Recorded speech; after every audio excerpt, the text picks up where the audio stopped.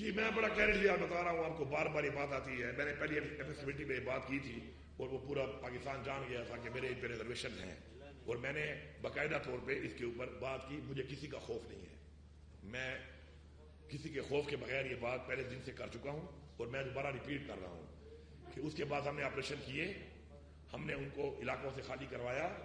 آپ نے وہ ویڈیو دیکھی، وہ ویڈیو دیکھنے کے بعد دوبارہ ان لوگوں کو لایا گیا، دوبارہ ان لوگوں کو جب پکڑا گیا تو ہماری آئی ایس آئی اور ہماری ایم آئی نے ان لوگوں کو اون کیا کہ یہ لوگ ہمارے لوگ ہیں، مہربانی کریں، ہم ان کو استعمال کرتے ہیں کسی بھی کام کے لیے، اور انہوں نے پولیس سے ان کو چھڑوایا. اب دوبارہ وہ لوگ پھر زیادہ ہو چکے ہیں، تو مہربانی کریں اپنے وردی والے بندے سے اپنی جنگ لڑیں.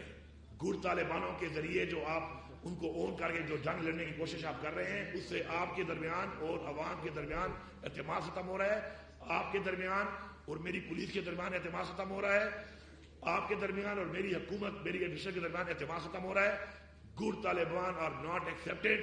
اگر آپ کو ان کی ضرورت ہے تو ان کو فوج میں بھرتی کر لو، فوج کی وردی پہنا کے کشمیر پہ لڑاتے ہو، کسی اور محاذ پہ لڑتے لڑا لو. اس طریقے سے شہروں میں یہ نہیں گھومیں گے.